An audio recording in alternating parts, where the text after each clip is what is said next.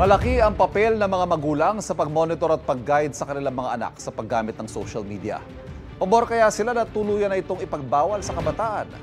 Narito ang Street Hirit Live ni Pam Alegre. Pam! Ivan, good morning. Kaugnay nga nito panukalang batas na naglalayong pagbawalan yung mga menor de edad sa social media. Pusuan naman ba kaya ng mga kapuso nating mga magulang na ating nakausap itong idea na ito? Narito ang Street Hirit.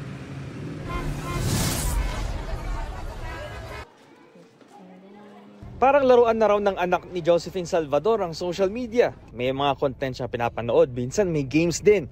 Kaya hindi niya raw maisip pa kung paano ipagbabawal ng social media sa kanyang anak, gaya ng isinsulong ng isang mambabatas. Kasi kalat naman na yung cellphone kahit sa bahay. Sa tingin mo, mahihirapan na silang no? Oo. Parang laruan na nga lang nila. Ayan, sige.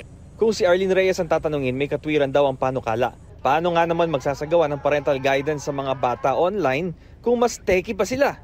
Oo, pwede. Dapat hindi talaga pwede sa minors muna. Kasi hindi mo rin kasi makokontrol as parent na mas magaling pa yung mga bata gumamit ng tablet, ng cellphone. Kesa sa akin, yung apo ko magaling pa So parang hindi natin nakikita kung ano yung tinitingnan nila. Ang problema para kay Jun Soriano, na ipakilala na sa kabataan ng social media, mahirap naman daw na bawiin ito. Mas maigi pa raw na bigyan na lang ng regulasyon. Part na ng buhay ng tao, di ho ba? So pag ang isang bagay, part na ng buhay ng tao, pag inalis mo, parang yung term na iaalisin, hindi maganda. Pero kung i-regulate lang o something na may gagawin silang bagay na pinaghandaan na nila. Sa anumang protective measure para sa mga bata sa social media, malaki rin daw ang papel ng mga magulang at ang mga guardian. Bantayan po ng maayos yung mga bata para sa kanilang pag-aaral. Ganun po.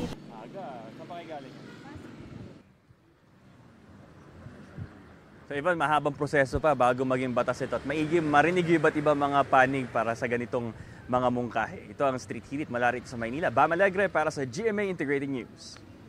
Kapuso, huwag magpapahuli sa latest news and updates. Maging una ka sa balita at mag-subscribe sa YouTube channel ng GMA Integrated News.